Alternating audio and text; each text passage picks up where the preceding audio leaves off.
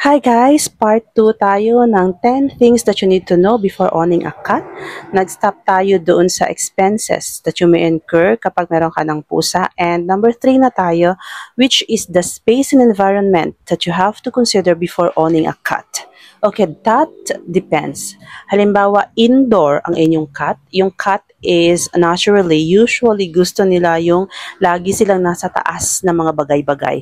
Like, gusto nila nasa taas sila ng refrigerator, nasa taas sila ng table, nasa taas sila ng closet, o kaya gusto nila nasa ilalim sila ng bed, nasa loob ng closet, nasa sulok-sulok, ilalim ng boxes, and etc. Now, you have to consider also yung scratch pole or scratch pad kasi mahilig silang mag-scratch to sharpen their clothes and etc. So, para maiwasan na masira yung mga furniture ninyo sa bahay, kailangan nyo silang kunan ng scratch pad o kaya scratch pole. Now, if outdoor naman ang inyong cats, kailangan mo i-consider kung nakakalabas ba sila ng inyong gate, nakakalabas ng bahay, nakakalabas ng kalsada kasi baka masagasaan sila ng mga sasakyan o kaya lafangin sila ng mga aso o kaya maka-encounter sila ng mga other cats na merong may mga sakit, so mahahawa yun sila. Those are the things that you have to consider. Number 4 that you have to consider before owning a cat is yung health care ng inyong mga pusa. Because ang ating mga pusa is kailangan nyo ng regular deworming, kailangan niya ng anti-rabies vaccination, kailangan din niya ng vaccination to protect them from any diseases. And pag nasa tamang age na siya, kailangan yung ipakapon ang inyong mga pusa pag hindi kayo breeder. You know why? Kasi pag hindi nyo sila pinakapon, pag nag-hit yung inyong female cats, ang ingay-ingay yan, as in ang ingay-ingay. Although there are some cats na hindi maingay kapag in-hit sila, like my cat, na yung isa kong cat na si Katniss, hindi siya maingay pag in-hit na siya. And then, pag in-hit siya, at naamoy yun ng male cat, actually yung male cat kasi hindi siya mag-hit.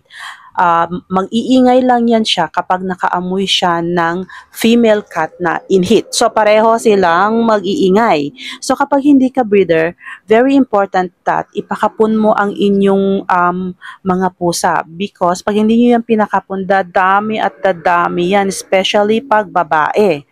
And, additional na naman yan sa ating expenses, guys. Dadami ng dadami ang ating mga pusa. Baka masakop na tayo ng mga pusa.